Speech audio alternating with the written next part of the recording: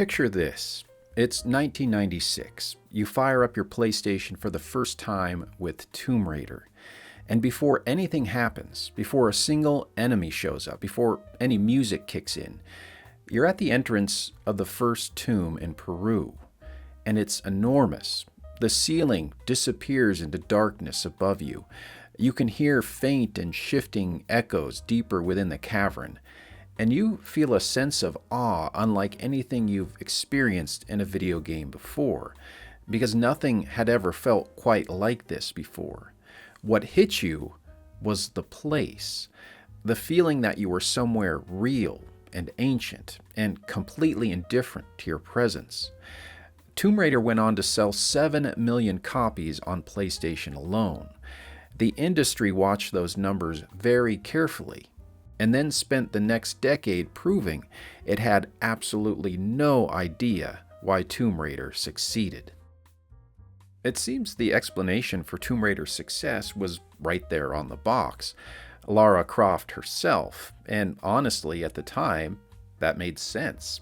Lara was everywhere. She was on the covers of gaming magazines, TV commercials. She was even being performed at trade shows by actual models. Eidos, the publisher, built an entire marketing machine around her image. I remember one print ad said, "Maybe the reason you've never been man enough is you've always been a man." Okay, fair enough. But by 2002, the Tomb Raider franchise had generated close to $1.2 billion in revenue. So the conclusion seemed obvious. Players wanted a compelling, attractive, and cinematic character. Give them that, and you give them the next Tomb Raider. That was a reasonable conclusion, but it also entirely missed the point. Here's the thing that doesn't quite add up. When you ask those who played Tomb Raider back in the day what they actually loved about the game, they usually don't describe Lara first. They describe the places, the levels, the atmosphere, the opening tomb in Peru, the corridors of Greece, that specific moment in Egypt where the scale of a room made you feel genuinely small. It wasn't the combat, it wasn't the story, and it wasn't the character's personality, which, to be fair to Lara, barely existed in the first game. All we know is she was cool, she was capable, and she didn't say much.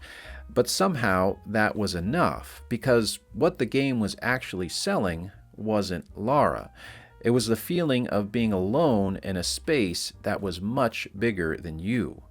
Now, here's where it gets interesting, because Tomb Raider 2 came out in 1997, 1 year after the original. It had the same Lara Croft, but with more combat, more action, bigger set pieces.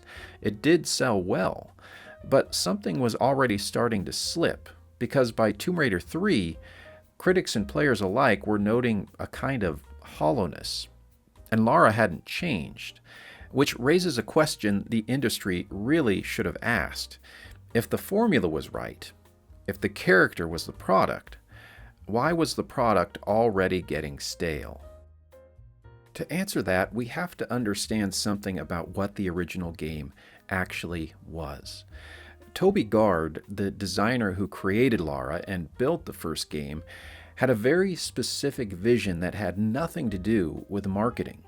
He wanted to make a female character who was, in his words, a heroine, cool, collected, in control, not a pinup or a brand ambassador, an archaeologist who moved through spaces with confidence. And the spaces themselves, they weren't intended to be the background. They were the game. The original Tomb Raider was built around large, mostly empty rooms that rewarded patience, platforms you had to study before jumping, corridors that went quiet in a way that made you nervous. The loneliness wasn't a design flaw, it was the atmosphere. The clunky combat wasn't incidental either. It made the world feel genuinely dangerous rather than just being another level in a video game. What players were responding to was something designers call environmental storytelling. The world itself telling you where to look and what to feel. Lara was the vessel for that experience. The tomb was the experience. And here's what makes this such a great story. Even Guard himself understood that Eidos was reading the success wrong. He left core design during production of Tomb Raider 2. And the reason? He didn't agree with how they were marketing Lara's image. He reportedly brought marketing posters to the team, posters that showed Lara as an adventurer, and was told essentially, "You're a developer, not a marketing person. Stay in your lane." That was the moment the game's creator and the game's publisher split on what Tomb Raider actually was. Guard knew, Eidos didn't, but Eidos were the ones with the money and the platform. Once publishers decided that Lara, and not the tomb, was the product, the clones followed almost immediately. And the clones all had a tell. It wasn't that they were bad games, some were actually pretty interesting. The tell was that they all had the same 4 similar symptoms. First, the game's world was relegated to just a backdrop. Environments shrank from spaces to explore into corridors between combat arenas. The rooms stopped being places you could get lost in. They became hallways that pointed you to the next fight. This leads to the second symptom. Combat became the focus. Because combat was measurable, you could tune it, balance it, escalate it. Exploration, atmosphere, the feeling of quiet dread, that was much harder to articulate. Third is that movement became spectacle. Characters flipped and rolled and looked athletic because Lara had looked athletic. But without those movements doing the thing Lara's movements actually did, which was make a large space feel navigable. And finally, exploration simply became downtime. Anything that slowed the pace was treated as a problem to solve rather than an atmosphere to build on. Games like Fear Effect, Oni, or Draken, among others, all showed some of these symptoms. They had marketable protagonists, acrobatic gameplay, and ancient or exotic settings. They looked like Tomb Raider from a distance, but up close, they felt like something entirely different. But the most painful version of the story isn't a game that copied Tomb Raider. It's what Core Design, the studio behind the original, did to its own franchise. Between 1997 and 2003, Core shipped 5 Tomb Raider sequels in 6 years. These were annual releases with more action and less Tomb, each one a little more like what publishers thought players wanted, each one a little further from what had made the first game work. Until 2003, when the 6th game, The Angel of Darkness, shipped in an unfinished state. The studio's own managing director, Jeremy Heath Smith, later told Eurogamer, "The game wasn't finished. I told Eidos the game wasn't finished. They didn't want to know it.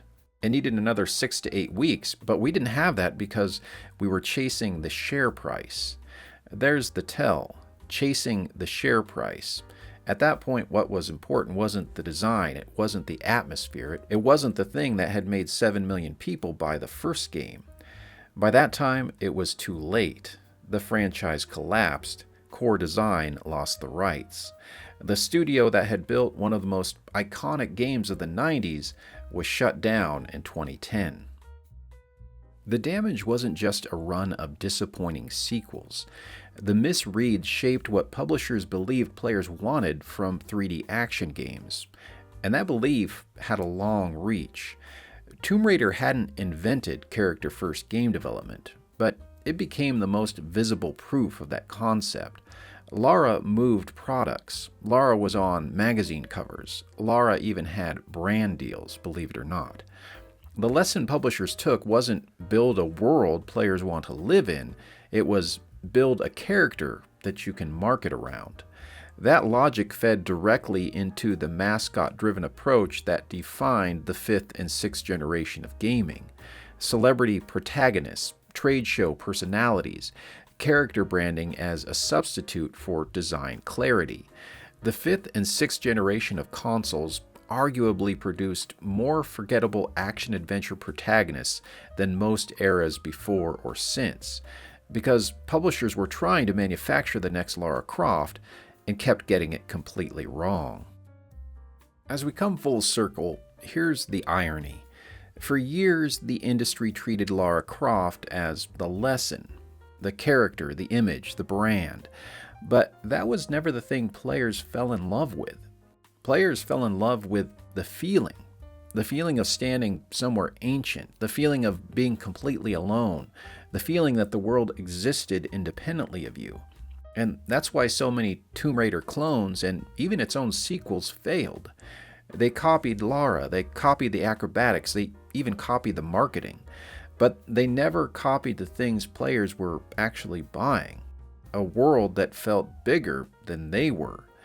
Which means Tomb Raider's real legacy isn't that it created one of gaming's most iconic characters.